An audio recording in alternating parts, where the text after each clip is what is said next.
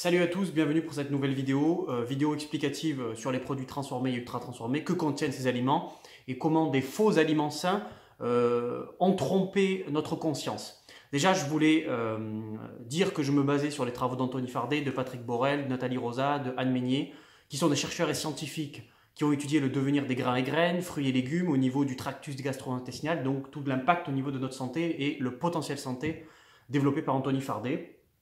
On peut noter aussi Martine Armand qui a étudié le devenir des matières laitières, des matrices laitières. Donc, ce sont des chercheurs à pensée holistique. Alors, premier ingrédient, ce petit pain au lait. Éclairage sur ce petit pain au lait, bio d'ailleurs, qui est un faux aliment sain. Alors, pourquoi faux aliment sain? Parce que ce côté bio nous attire plus qu'autre chose. On nous met en avant l'engagement, le commerce local simple et bon, mais 2 petits pains au lait correspond à 10 carrés de sucre pour 2 petits pains au lait. C'est énorme. Le potentiel santé est faible. Je vous recommande les travaux d'Anthony Fardet, Halte aux aliments ultra transformés. Le livre s'affiche ici, tout en haut. Donc c'est un produit bio, peu de fibres, donc que du sucre, puisque la transformation d'un sucre soi-disant complexe qui pour moi n'existe plus se transforme en sucre qui est rapide, qui est rapidement disponible. L'indice glycémique est très élevé et lorsqu'on scanne ces aliments, lorsqu'on essaye de débrancher son cerveau et on scanne ces aliments, les applications nous disent que c'est bon. Donc il y a une problématique, c'est pour cette raison que je classe cet aliment comme un faux aliment sain. Parlons maintenant des chips Monster Munch. Petit éclairage sur les Monster Munch. Je ne vous ai pas dit, j'ai pris quelques notes pour regarder le nombre d'additifs et d'agents technologiques. Alors dans ce paquet de chips, on a goût jambon et fromage, soi-disant.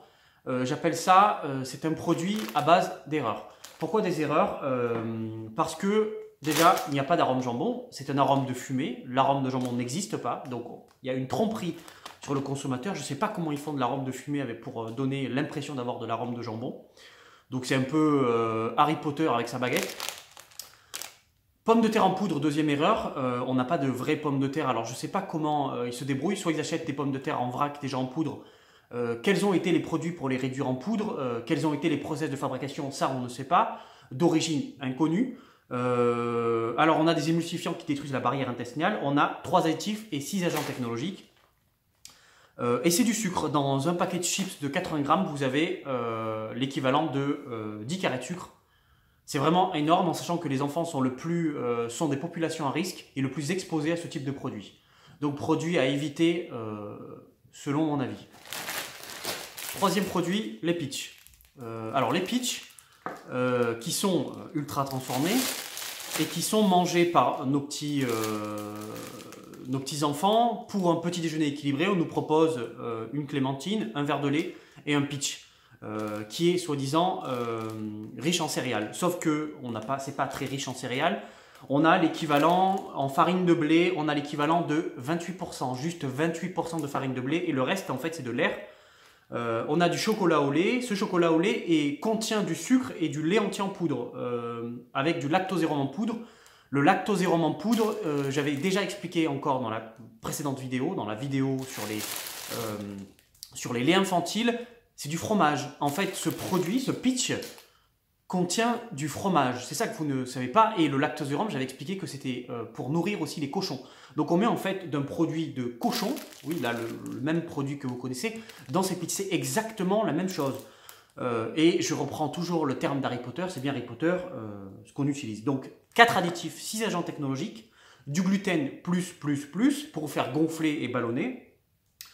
Beaucoup d'oméga 6, les oméga 6 sont inflammatoires, ils font gonfler. J'en ai parlé avec une chercheuse qui étudie aussi tout ça. Vous avez l'équivalent de 4 carrés de sucre pour une seule brioche, c'est énorme. Pour 2 brioches, si vous mangez 2 brioches, vous avez 8 carrés de sucre. C'est presque en fait l'équivalent d'un paquet de chips de 80 grammes. Vous vous rendez compte? C'est comme si en mangeant 2 Peach, vous avez l'équivalent déjà de l'équivalent de 2 grosses cuillères à soupe d'huile d'oméga 6. J'ai mis la photo ici. Et presque l'équivalent d'un paquet de chips. C'est énorme. Petit éclairage sur le 100% mie, 100% pain de mie, je ne peux même pas dire ça, 100% mie, qui est un produit donc transformé, ultra transformé, 4 agents technologiques, 2 additifs. Alors au niveau des applications, lorsqu'on débranche notre cerveau, ça scanne A, donc c'est très bien, on nous donne l'aval. L'indice glycémique est très élevé, c'est un produit qui est ultra transformé. 40 grammes de sucre, c'est l'équivalent de 8 carrés de sucre, c'est comme l'équivalent de 2 pitchs. C'est presque autant d'un paquet de chips Monster, c'est énorme. Ça contient aussi du gluten, même si on vous dit que ça ne contient pas d'antinutriments, c'est un produit à éviter.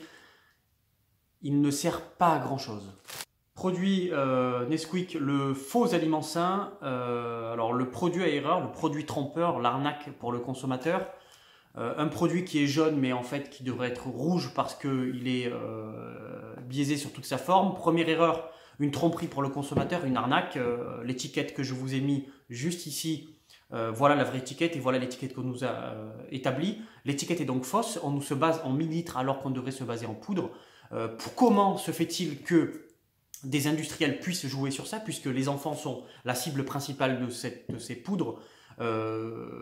Donc une tromperie au niveau de l'étiquette, énormément de sucre, puis énormément de phosphate, pyrophosphate de fer. On a énormément de phosphates qui vont en fait inhiber l'absorption du calcium, donc vos enfants auront une décalcification, ne vont pas absorber le calcium.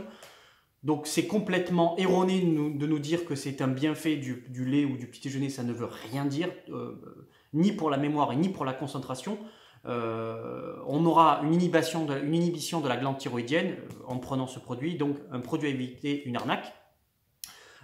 Si vous utilisez des applications et vous scannez, les applications ne sont pas capables de déceler ce genre d'erreur.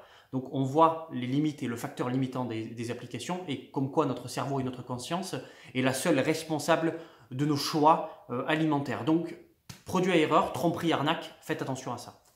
Autre produit, la pâte feuilletée sans arôme artificiel soi-disant, sans matière grasse hydrogénée.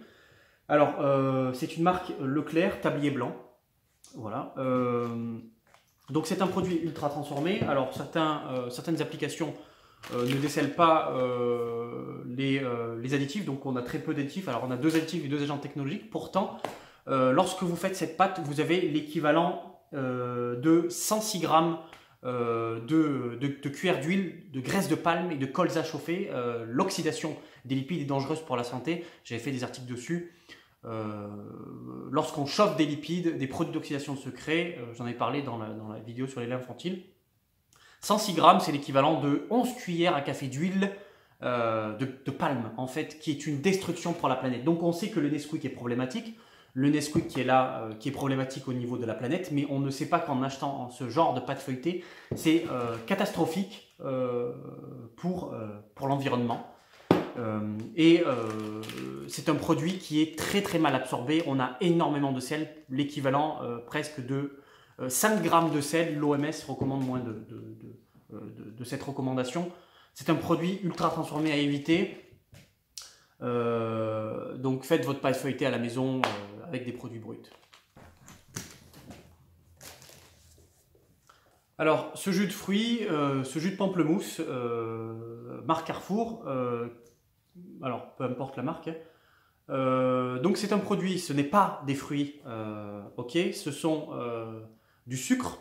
Dans une tasse de 250 ml, vous avez l'équivalent de 5 carrés de sucre, ce qui est énorme.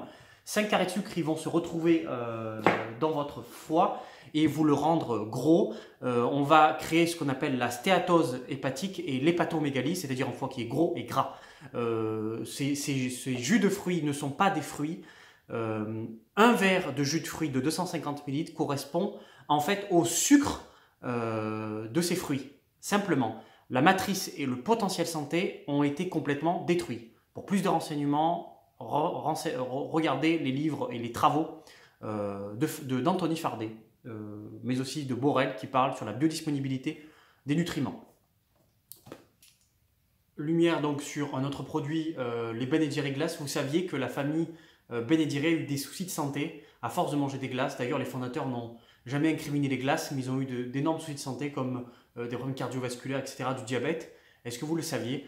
Alors ça contient énormément de sucre, j'ai mis en haut la photo, 21 carrés de sucre, c'est énorme, plus de 100 millilitres de matière grasse, alors lesquelles du soja bien sûr, riche en oméga 6, qui va déséquilibrer l'absorption des oméga 3, donc vous aurez au niveau de vos membranes plus d'oméga 6, et ça va favoriser plus d'oxydation, et favoriser ce qu'on appelle le stress oxydant. Au niveau des marqueurs du stress oxydant, c'est une glace que je conseille vraiment d'éviter, qui est déjà ultra transformée, avec énormément de produits laitiers, mais c'est surtout la quantité d'oméga 6, donc on n'a que de l'huile de soja dedans. Elle est bien là la problématique, donc un produit à éviter. Petite conclusion les amis, évitez tous ces produits transformés, évitez de penser par des applications. Une seule application est capable de déceler la transformation des aliments, c'est l'application ScanUp. J'ai fait un article dessus, regardez mon Facebook, qui tient compte du score SIGA, inspiré de l'indice NOVA, de la transformation des aliments. Regardez bien les étiquettes sont parfois fausses, on trompe, comme le goût jambon qui n'est pas un goût jambon, qui est un arôme de fumée. On nous met du fromage de partout, des lactosérum pour la texture. Donc évitez ces produits, essayez d'avoir une démarche plus complexe et holistique. C'est cette pensée algorithmique qui a réduit notre façon de voir les choses. Je pense que la quantophrénie, comme l'expliquait Edgar Morin, est problématique. Faites travailler votre cerveau et